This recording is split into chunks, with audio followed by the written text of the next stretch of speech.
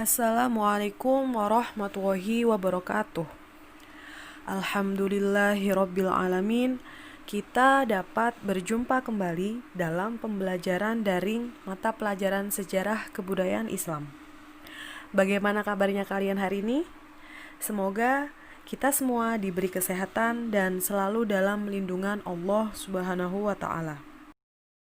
Sebelum pelajaran hari ini dimulai, terlebih dahulu kita bersama membaca Ummul Quran. Semoga pelajaran hari ini bermanfaat dan barokah. Al-Fatihah. Baiklah anak-anak, pada pertemuan hari ini kita akan masuk ke pembahasan selanjutnya, yaitu bab 2 tentang hijrah Nabi Muhammad SAW ke Madinah.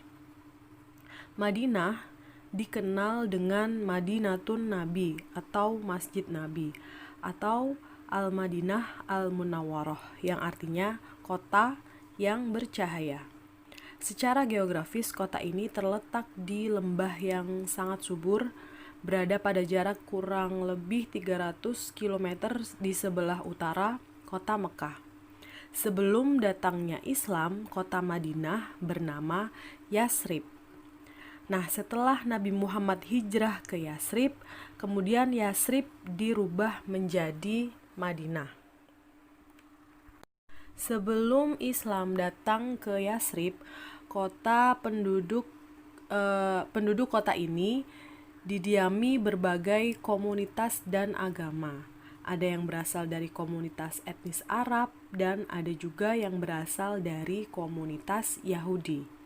Masing-masing komunitas ini telah memiliki tradisi keagamaan yang sudah mengakar dan lama dipraktekkan.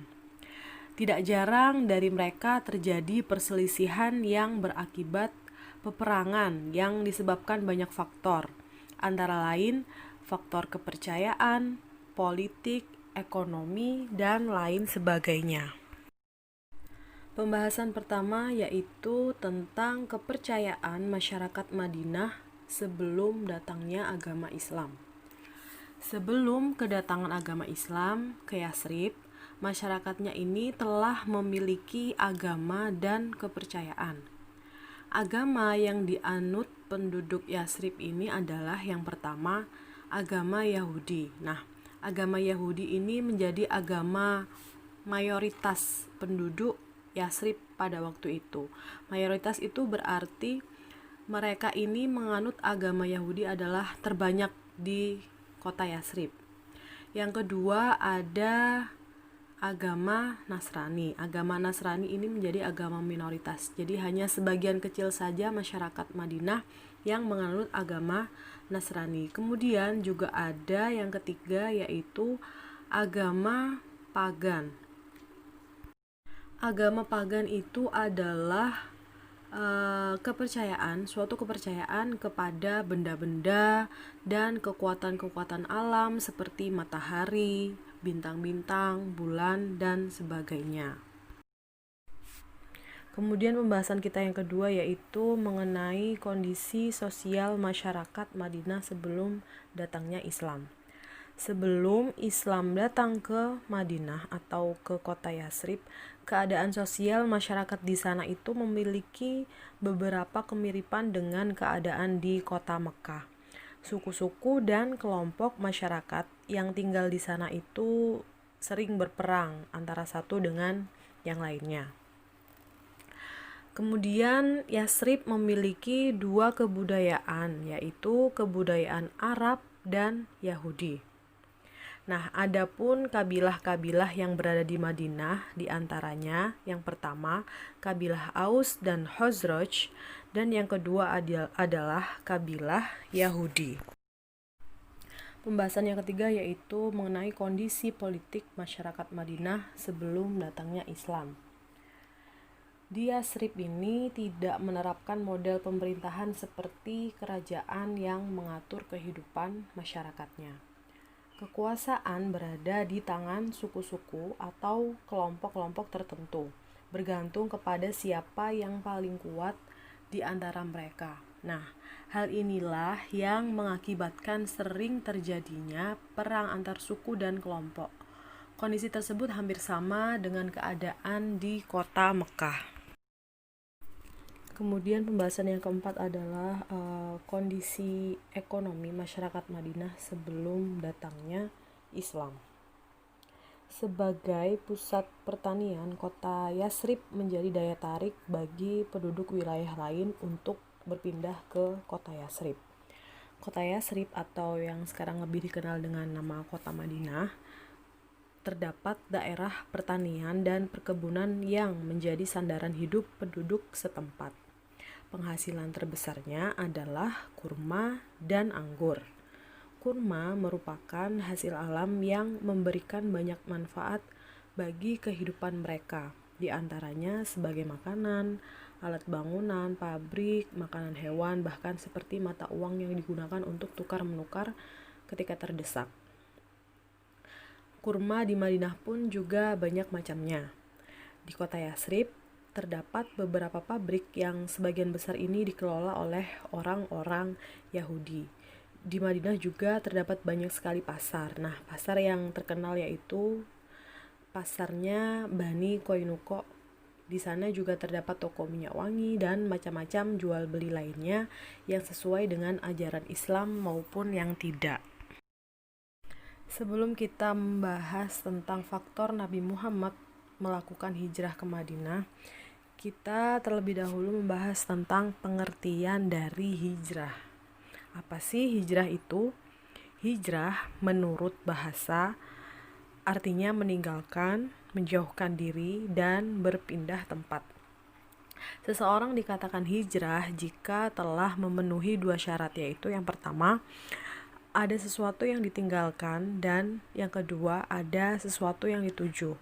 Nah, dalam konteks sejarah, hijrah itu adalah kegiatan perpindahan yang dilakukan oleh Nabi Muhammad SAW bersama para sahabat beliau dari kota Mekah ke Madinah dengan tujuan mempertahankan dan menegakkan risalah Allah Subhanahu wa taala berupa akidah dan syariat Islam. Adapun faktor-faktor Nabi Muhammad SAW melakukan hijrah ke Madinah itu antara lain yang pertama adalah adanya perintah dari Allah Subhanahu wa taala. Kedua, tekanan dan ancaman kaum kafir Quraisy di kota Mekah terhadap kaum muslimin semakin kuat. 3. Yasrib adalah tempat yang paling dekat dengan Mekah. Keempat, sebelum diangkat menjadi nabi, beliau ini, Nabi Muhammad, telah mempunyai hubungan baik dengan penduduk kota tersebut. Hubungan itu berupa ikatan persaudaraan karena kakek Nabi Muhammad SAW yang bernama Abdul Muthalib beristrikan orang Yasrib. Di samping itu, ayahnya juga dimakamkan di sana. Yang kelima adalah penduduk Yasrib sudah dikenal Nabi Muhammad SAW karena kelembutan, budi pekerti, dan sifat-sifatnya yang baik. Pembahasan kita selanjutnya yaitu mengenai proses hijrahnya Nabi Muhammad SAW ke Madinah. Ketika kafir Quraisy bersepakat untuk membunuh Nabi Muhammad SAW, malaikat Jibril segera memberitahukan Nabi tentang rencana tersebut. Malaikat pun telah memberitahukan bahwa Allah Subhanahu wa taala telah mengizinkan Nabi Muhammad untuk melakukan hijrah. Nabi Muhammad kemudian segera menuju ke kediaman Abu Bakar. Sesampainya di kediaman Abu Bakar, Nabi ini meminta Abu Bakar agar tidak ada seorang pun dari keluarganya berada di dalam rumah. Beliau pun menerangkan rencana perjalanan hijrahnya kepada Abu Bakar. Jadi pada waktu itu Abu Bakar adalah satu-satunya orang yang mengetahui tentang hijrahnya Nabi Muhammad ke Mekah, dari Mekah ke Madinah. Kemudian Abu Bakar juga yang menemani perjalanan hijrah tersebut. Yang pertama adalah Ali bin Abi Thalib menggantikan Nabi Muhammad di tempat tidurnya Nabi. Nah, pada saat yang bersamaan, para pembesar Quraisy ini telah bersiap-siap untuk melaksanakan rencana mereka. Rencana mereka ini telah tersusun secara matang pada siang harinya. Mereka telah memilih 11 orang dari masing-masing suku untuk melaksanakan tugas sesuai rencana. Ketika malam tiba, mereka bergerak mengintai rumah Nabi. Mereka melihat Nabi telah tertidur pulas. Maka eksekusi pun siap mereka lakukan. Nah, pada waktu yang sangat kritis tersebut, Nabi Muhammad memerintahkan Ali bin Abi Thalib. Ali bin Abi Thalib ini adalah keponakan dari Nabi. Ali ini adalah sepupu dari Nabi, yaitu anak dari pamannya yang bernama Abu Thalib. Ali ini tidur di tempat tidur Nabi dengan menggunakan selimut yang biasa digunakan Nabi. Kemudian pada malam tersebut Nabi Muhammad keluar menuju kediaman Abu Bakar untuk menjemput Abu Bakar untuk menemani Nabi Muhammad berhijrah ke kota Madinah. Yang kedua yaitu dari rumah menuju gua. Nabi Muhammad dan Abu Bakar pergi ke Madinah melalui arah selatan untuk mengelabui kafir Quraisy. Mereka berdua ini menetap di dalam gua yang bernama Gua Sur pada hari Jumat, Sabtu, dan Ahad. Jadi 3 hari Nabi Muhammad dan Abu Bakar ini menginap atau bermalam di Gua Sur. Kemudian selama berada di Gua Sur, Nabi ini telah merencanakan secara matang untuk mengamankan proses hijrahnya, mulai dari pengiriman makanan yang tidak diketahui oleh orang-orang kafir Quraisy. Jadi semuanya aman selama 3 hari beliau menginap di Gua Sur tersebut. Kemudian setelah melakukan perjalanan lagi menuju Madinah, tibalah Nabi di Quba. Setelah menempuh perjalanan selama 7 hari, Nabi ini dan Abu Bakar sampai di Quba, sebuah desa yang terletak di selatan kota Madinah. Beliau tiba di sana dan membangun masjid, dan ini merupakan masjid pertama dalam sejarah Islam. Beliau tinggal di Quba selama 4 hari. Pada Jumat paginya, beliau berangkat dari Quba menuju ke Madinah. Nah, ketika sampai di perkampungan Bani Salim bin Auf, waktu sholat Jumat pun tiba. Nabi Muhammad melaksanakan sholat Jumat di sana. Nah, inilah Jumat dan khutbah yang pertama dalam Islam. Kemudian tibalah Nabi di kota Madinah. Program pertama beliau adalah menentukan tempat di mana akan dibangun masjid. Caranya adalah beliau melepaskan untanya dan menetapkan tempat berhenti untanya ini sebagai masjid. Ternyata untanya berhenti di tanah milik 2 orang anak yatim. Maka Nabi meminta keduanya untuk menjual tanahnya. Namun keduanya ingin memberikan tanahnya sebagai hadiah kepada Nabi. Akan tetapi Nabi tetap ingin membayar harga tanah itu sebesar 10 dinar dan Abu Bakar kemudian menyerahkan uang kepada anak tersebut. Nabi Muhammad tinggal di rumah Abu Ayyub Al-Ansori sampai selesai pembangunan Masjid Nabawi dan tempat tinggal beliau. Seluruh sahabat bersama Nabi ikut membangun Masjid Nabawi sebagaimana mereka melakukannya bersama-sama ketika proses pembangunan Masjid Quba. Jadi yang pertama kali dibangun Nabi Muhammad di kota Madinah adalah Masjid Quba.